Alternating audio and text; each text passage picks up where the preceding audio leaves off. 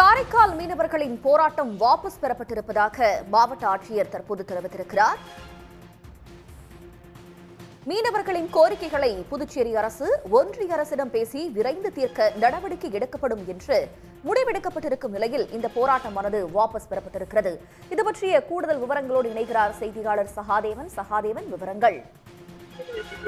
கடந்த ஜனவரி மாதம் காரைக்கால் மாவட்டம் கிளிஞ்சல்மேடு கிராமத்தை சேர்ந்த மீனவர்கள் 13 பேர் இலங்கை கடற்படையினரால் கைது செய்யப்பட்டனர். குறிப்பாக செந்தமிழ் என்ற மீனவரை துப்பாக்கியால் சுட்டு இலங்கை கடற்படை கைது செய்தது.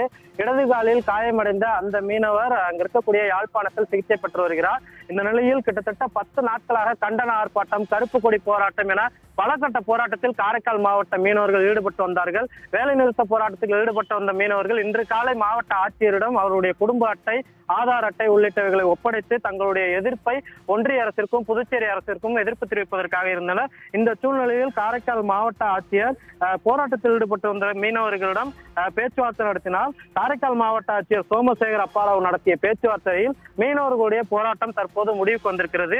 குறிப்பாக வருகின்ற 24ஆம் தேதி இலங்கையில் இருக்கக்கூடிய அந்த நீதிமன்றத்தில் மீனவர்களுடைய வழக்கானது விசாரணைக்கு வருவதால் அந்த வழக்கில் மீனவர்களுக்கு சாதகமாக என்னென்னலாம் செய்ய முடியும் அவைகளை ஒன்றிய அரசிடமும் புதுச்சேரி அரசிடமும் பேசி மீனவர்கள் விரைந்து தாயகம் கொண்டு வர நடவடிக்கை எடுக்கப்படுவார்கள் என்று மாவட்ட ஆட்சியர் மீனவர்களுடன் உறுதியளித்தார்கள். அதனைத் தொடர்ந்து மாவட்ட ஆட்சியருடைய பேச்சுவார்த்தைக்கு பிறகு காரைக்கால் மாவட்ட மீனவர்கள், மீனவ பிரதிநிதிகள், பத்திரிகையாளர்களும் தங்களுடைய போராட்டத்தை தற்காலிகமாக வாபஸ் பெறுவதாகவும் 24 அந்த வழக்கு விசாரணைக்கு பிறகு அடுத்த கட்ட முடிவை எடுக்க இருப்பதாகவும் தெரிவித்திருக்கிறார்கள்.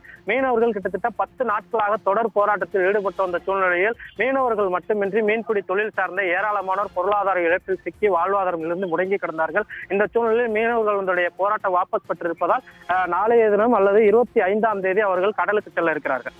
உடனுக்குடன் செய்திகளை தெரிந்து கொள்ள சன் நியூஸ் பெல் ஐகானை கிளிக் பண்ணுங்க.